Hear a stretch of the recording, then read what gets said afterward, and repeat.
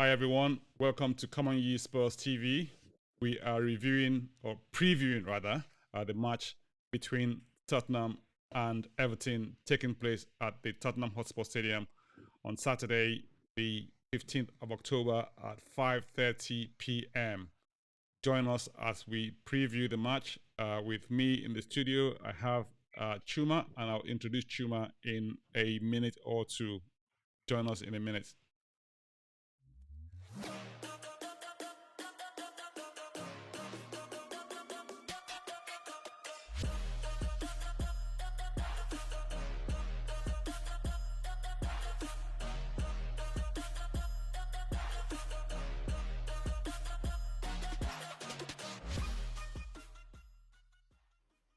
Thank you, Chuma. Welcome back, everybody. Welcome to Common Use Spurs TV. If this is your first time here, please hit the subscribe button.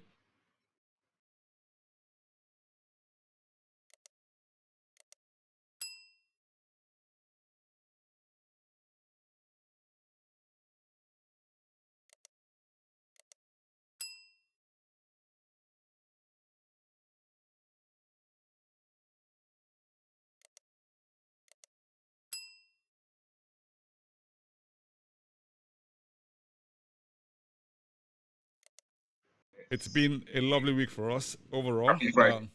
Happy Friday. Yes, it is. Yeah, Happy Friday. It was a good after a good Wednesday. Yes, happy Friday. yes. Let's just have a quick look back at that match before we continue. What did you think of that match? I, I thought I thought the first half,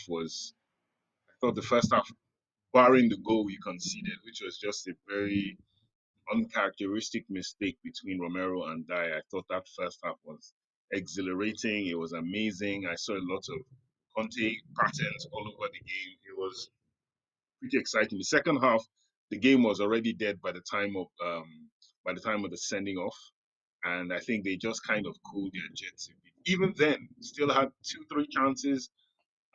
two three chances in the game that could have still iced the game.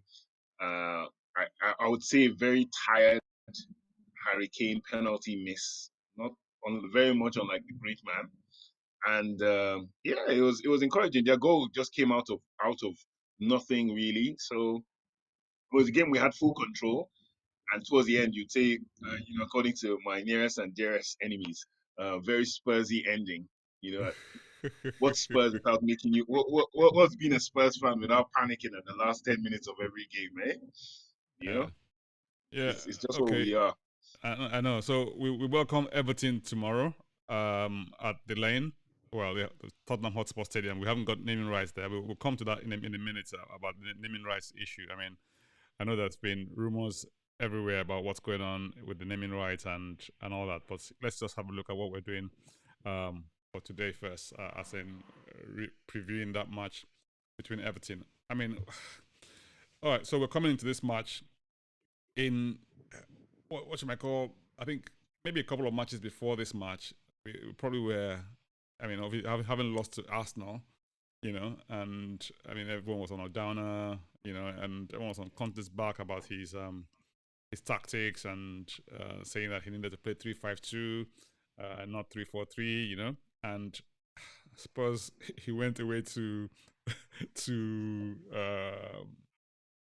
Brighton and he obliged, played 3-5-2, but I'm not sure that it made quite a difference in the way that Brighton still controlled a good part of the game.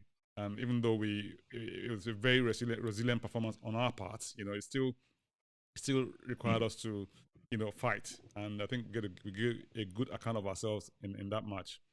What do you reckon? Yeah, no, I agree. I was one of those pushing for through five Gs. I said in the absence of our main man Kulusevski, that there was no real creativity, and it it would probably help to. I think the problem a lot of Spurs fans noticed was our midfield's kind of light with the two players, Bentancur and Hoiberg.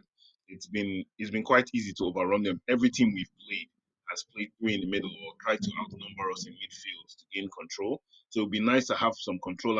And to be honest, when he did make the change for the first 25 minutes against Brighton, you saw a difference. But then Brighton still did what they did because they're a very offensive team, and Spurs were in the game. We didn't. I think the onus was on Brighton to break us, and they couldn't. We were very formidable in that sense. But yeah, no, it's him switching back for the Eintracht Frankfurt match. It wasn't that much of a surprise, but then at the same time, I think Frankfurt matched us system for system. They played this exact same system we did, and we were dominant. It's what we've asked for. Our midfield was really on top. I was very pleased. I mean, yeah, you're right. I mean, I think if you look at the Frankfurt match, we kind of like, I don't know. I mean, we just sort of we came into our own, because if you look at how we sort of dominated them throughout the match, we were playing some really really exciting stuff, and the link up between Kane and Son, I scored a 50th goal between between them in combination. That was absolutely magical. I mean, it sort of serves us. It's like a perfect setting for us to come into this match Oh um, yeah, on Saturday evening. Now, I love those evening matches. I mean, you have this little thing going on about, I don't know if you know this, but football fans and their superstitions. Some people have this yeah, superstition that if we play midday, we're about to lose, or it won't go well. yeah, I'm not sure about yeah, that. yeah. But hey, that's I I had a discussion with my uncle who's on our Spurs group as well, and so he's really into fitness and everything else. He cycles, so we talk a lot about fitness, and we had a discussion. This wasn't even this season. This was like a couple of seasons ago. We had right. these discussions about like more or less like body patterns and time. That some people your body gets accustomed to a certain thing. So if you sleep at a certain time, let's say you go to bed at 9 p.m. every day, Mm-hmm. the day you decide to sleep at midnight, you would not have the same kind of sleep or the same quality. Even if you slept the same 8 hours, let's say you sleep 8 hours a night, you slept at midnight and slept till 8 a.m., it would not be the same as you had slept from, let's say, 9 to 5 or something. It would be completely different. So I had this feeling that players are so used to a certain time, and the same thing with the Champions League as well. Champions League is at 8 p.m. So certain teams are, when they come into the competition for the first time, it's a bit of a stretch for their So players it's a having little to bit like adjust to the muscle competition. memory for sports people who sort Muscle of have certain memory, time when yeah, things click into gear, and when that rhythm is upset, things just go exactly, not necessarily yeah. according to plan. And So that you have ability to be able to switch, the thing is that it applies to both teams, not just one team, is it? So there are two teams on the, So I mean, not both teams are playing at the same time. So why would it affect one more than the other? you you just say possibly no, but then it also depends on how the coaches train them and different things. So I don't know because you heard our guest the last time saying Arsenal eats those 12:30 games, and it's not even like a joke. It's real. If you check the stats, every time Arsenal play at 12:30, they will eat the team alive.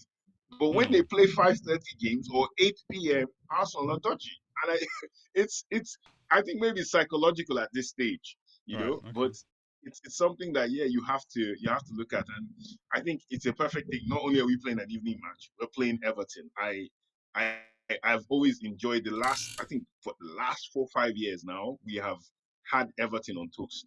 Like Yes, I Everton is think just that we've always team played quite well against Everton. I mean, if we just, I mean, let's not even go back and let's just see what the vein of form for both teams has been this season. I mean, in the Premier League, I mean, if you look at us, over the last 6 matches, we've won four, drawn one, and lost one. And I mean, if you look at the draws were against West Ham, and the loss was against those guys up the road. We won't say their name, and and so then but derby match. Everton have, I mean, drawn three, won two, and lost one. So fairly consistent, if you like, But it looks like they always come up a cropper against us anytime they play us. Especially at the Tottenham Hotspur Stadium. Now, for me, I just think that, I mean, from where we're playing now, if we go gung ho like went gung ho against um, Frankfurt, yeah, Frankfurt, I think we'll come away with the yeah, points. You know. yeah. I agree. I agree completely. It's I'm all not about the even. start. If I'm looking at Everton, I mean, I'm not sure they've got tools to. And I'm not underrating any team here. I'm just saying that look, um, man for man, I think overall we'll probably shape them. I mean, when it comes to the outcome of the match. I mean, I know Yeah, we had this team lineup thing as to what is likely to happen on the match. But Everton, okay, so the last match was against the one they lost was against Man United, wasn't it? Right. yes, So and those who watched the match felt that maybe they could have shaded it or come with something in the match, but they didn't sort of maybe had a lot of chances that didn't quite go their way. But before that, they'd come back from okay, maybe lost their first couple of matches when the season started, had a win and then three draws in succession, and then they won against West Ham, and can't remember the last team they won against, but yes, they've had what you might call built up some consistency back again into their team. In our case, I think we are beginning to get to grips with team. And I was saying in the last preview where we had against Brighton that look, one of the things which Conte said in his press conference is that it's okay to obviously demand changes to play as many players as possible, but it's got to be a delicate balance between having the right person come on without necessarily upsetting the balance of the team and retaining the DNA of how the team should play. I mean, it's something that most pundits agree with, but the reality is that how do you actually make that happen in reality? Chuma.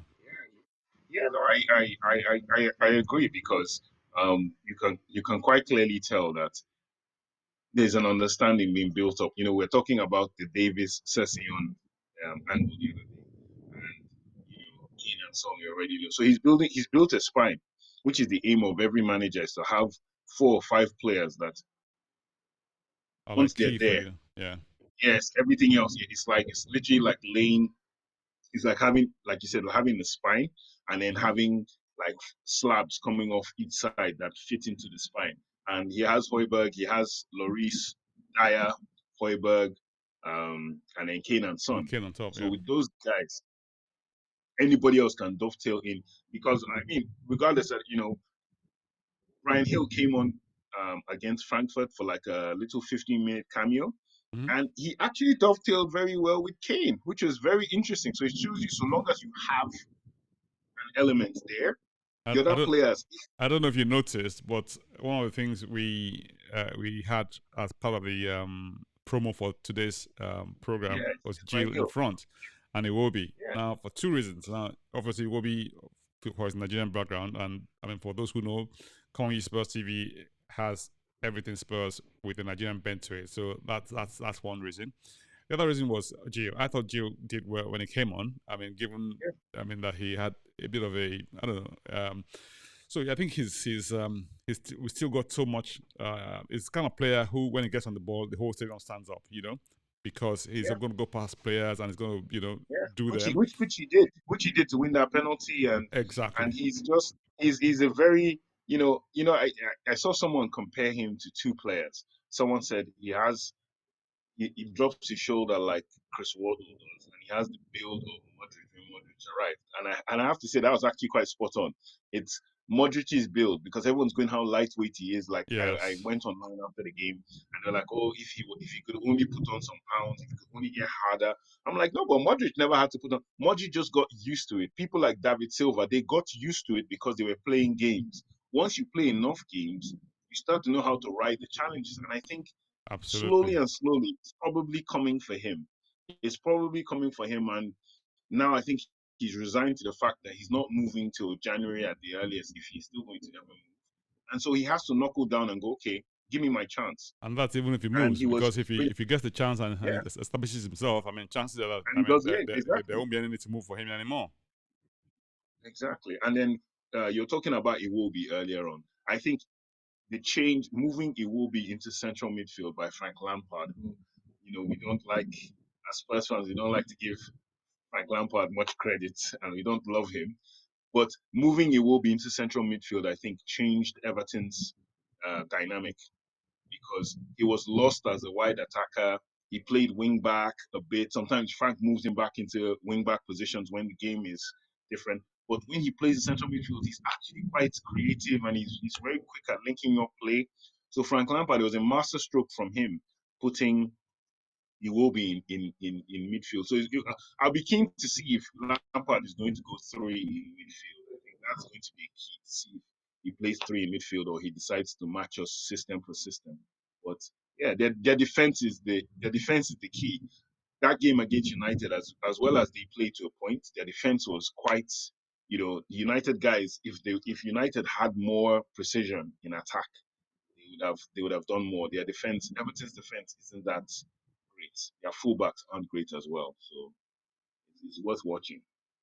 I know. I mean, so let's just take a quick look at the lineup that we sort of predicted. I mean, you and I had a bit of a chat offline before we came up with this this thing. Let's start with the goalkeeper, Lloris. Okay, that's more or less a given. How are they going to rest him in this match? So yes, I think Lloris is good. Romero, in the right center of the back three, so right side of back three. Is that correct? Yep.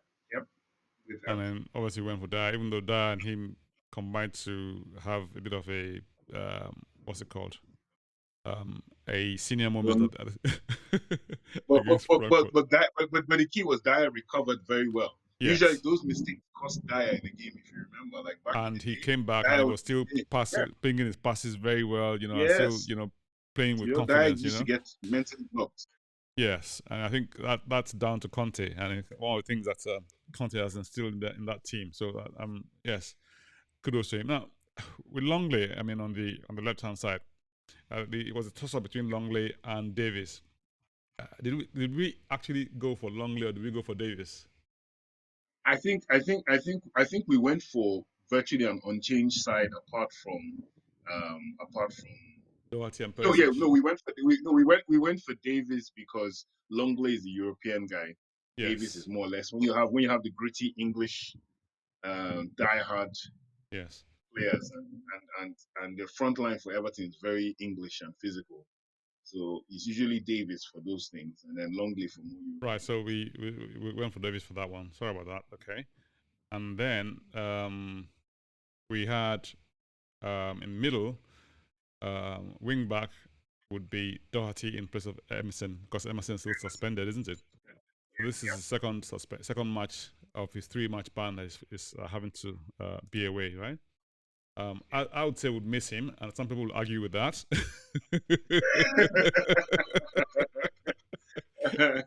Well, I'm entitled to my opinion, aren't I? Yes.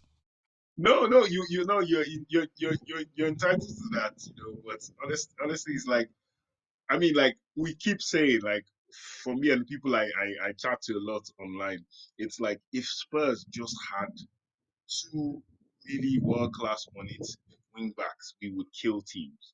You can tell that that's the part that's really missing. As much as central midfield is a thing, if we had, I was watching Inter Milan and they have Dutch player. His name slips my mind now. That plays for PSV and moved to Inter Milan. This guy is flying. I was like, oh my goodness, if we had this guy at Spurs, he's virtually like an auxiliary striker. We would kill him. But I understand the Emerson thing. I just think he tries very hard. That's all I can say about it. That's the only compliment I can pay him is he's a trier, if nothing else. So yeah, so Doherty for Emerson. Bentancur keeps his place in the middle of the park. well. Højbjerg, who was Højbjerg has been phenomenal this season. I mean, I've always been one of his critics, if you like, because I felt that in a lot of matches he either misplaces a pass or is bound to make one howler that's going to put pressure on the rest of the defense. And but he's been immense. He has been absolutely fantastic this season. He's brilliant in the fact that I think a lot of people don't see what he does in the game. He breaks the lines. Absolutely. Also, he becomes part of the back 3 or back 2 when Romero and Davis progress the ball. He comes backwards. And I'm like, this guy is everywhere on this pitch. And, and I think there's a quote from Mourinho, where Mourinho said, a lot of people don't know how technically gifted Højbjerg is. It gets lost in the whole, and that was my argument when I think I had this discussion with someone. I watched him at Bayern Munich when he played under Pep, and he was young. And I said this guy was more, he was like a Busquets. What Rodri is doing now, he was doing exactly that. He could think passes. He could, but all of a sudden when he moved to Southampton, he embraced the physicality of the Premier League, and he became this guy. But he actually has, and we've watched him for Denmark. And we sometimes we go, there's a way he plays for Denmark. He doesn't quite play for Spurs that way. But all of a sudden, this season, in these last couple of matches, you're seeing him becoming the Denmark Højbjerg for Spurs. No longer the destroyer, but more creative destroyer, everywhere man. And I'm here for it. I think he's so far. You can almost say he's player of the season so far for Spurs. If you wanted to say that, because he's been consistent. All the other ones have had little ups, downs. Maybe Kane is the only other one that he has been really, really consistent, hasn't he? He has been really consistent. He's 7 out of 10, 8 out of 10 man every game. Yeah, I mean he's been really, really good, really, really good. Perisic, for Sessignon. I would go Sessignon because Sessignon had a great game against them last season. If you remember, when we beat them, was it 5 or 6? And Sessignon had that cross that Kane, and the reason I put Perisic was because if you remember, he's trying to create a balance of trying to rest people, ensuring that people come in and everyone stays fresh as much as possible. Since Sessignon played on Wednesday, and I think he also played on, did he play on Saturday? I think he played on Saturday as well. So he thought maybe he would rest Sessignon and then have Perisic in place. That's the reason why he's there. But we'll see. Okay. All this is just predicted line, and I will see what happens. Yes. No, you've been quite good with your predictions. So well, I mean, maybe I wasn't going to say that, but now that you mentioned it, the last match we were just spot on. Everything came up, and the team predicted was just what he came up with. Yeah, that was really good. From your mouth to Conte's ears. I know, right? I didn't want to be smug.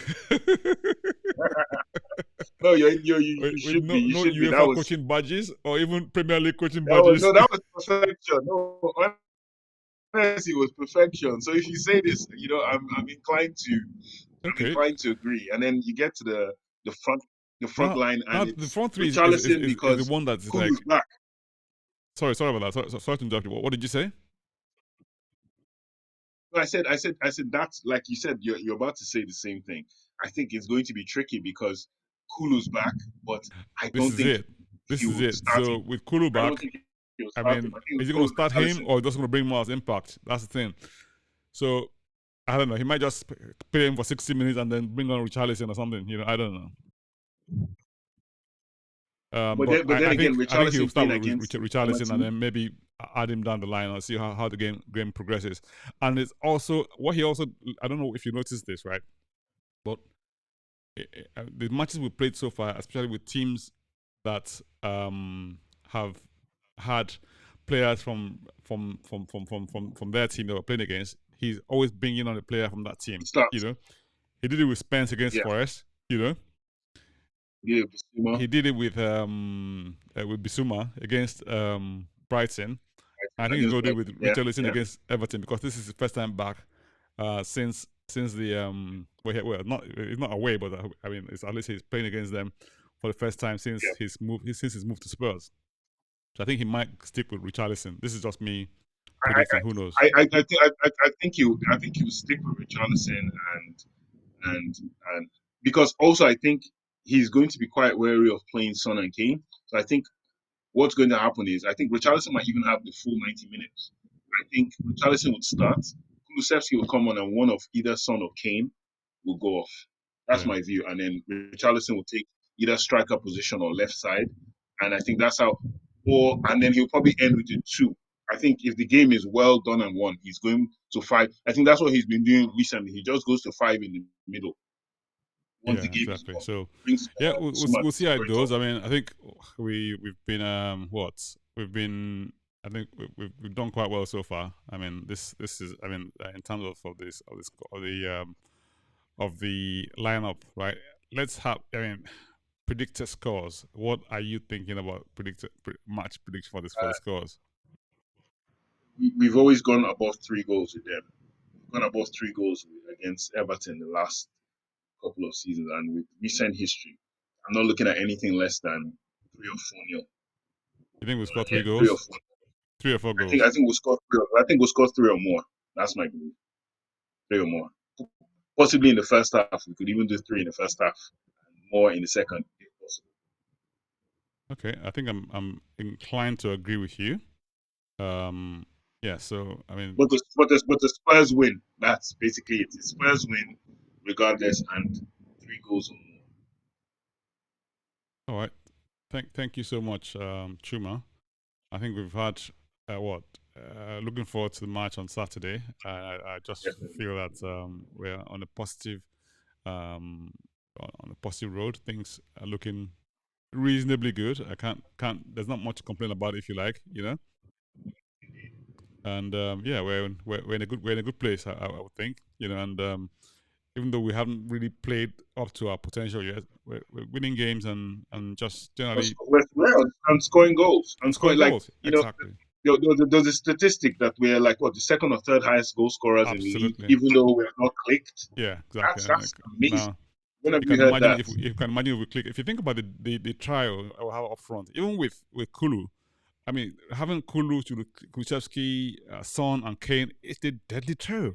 You know, Yeah, having Richarlison, Kane, and Son is also super deadly as well. You know, so it's like, yeah, I mean, yeah. it's a real strong attack we have there, and it will cause any problems. I mean, to any team.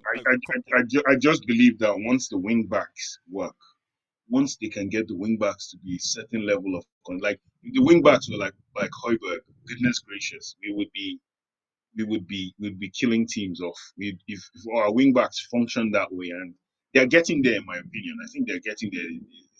It's still a process with those guys. If up front, we know we're made. As soon as that ball gets to those three guys, we know what's going to happen.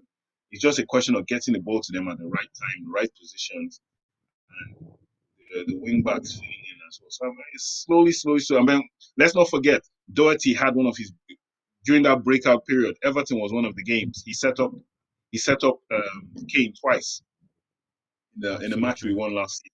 So this is a game where it's a team that he plays well against. So let's see what happens with him. Hopefully substituting for Emerson. Yeah, I mean, we're talking about Gio earlier on. I think we saw Gio come up with a cameo in the last match, and Brilliant, he has brilliant man. this electrifying pace, you know, that sort of scares defenders. Even though it seems lightweight, like we said, you know, but he just has a way of going past them But and yeah, causing you problems. bring him on. You bring him on, and I thought Conte did the right thing. You bring him on with 10 minutes to go when that defense is a bit Tired, tired, yeah, and you tell exactly. him run at these guys and break them, and he did that time and time. If Kane's cross had only been Just a fraction. less power Yeah, and probably on the ground, that was his first goal for absolutely, Spurs. That would have absolutely. been unbelievable for him. But I was happy for him. Yeah, I was really, yeah, I've yeah. been really happy for him, because he's been written off and everything else. And as Spurs fans, we suddenly have no patience anymore. We forget that certain players, everyone screams about Modric now, but we remember what Modric was when he first came and how the Totally. same fans were not happy. We I remember know. Gareth Bale, I know, right? you know, taking time. It takes time. Bissouma as well. It's someone put out something online before we leave. Someone put out something where he said it took Ericsson 8 months to acclimatize himself with Conte's system when he was at Inter. And this is Ericsson, who we all love and feel he's one of the most technically gifted players we've ever had in our history. It took him 8 months. Bissouma is really starting his career. He's never been to a top six club till now. So you have to give him time. So I give Hill the same thing as well. Hill needs the legs, and we'll see what happens next. But come on, ye Spurs, regardless. Absolutely. Thank you so much, Chuma. And yeah, we'll see you at the uh, match post-match review on Saturday evening. Live stream starts at 8 p.m. The match kicks off at 5:30, and we'll be here live with our guest, the aftermath of Spurs versus Everton. Until then, come on, you Spurs. Come on, you Spurs.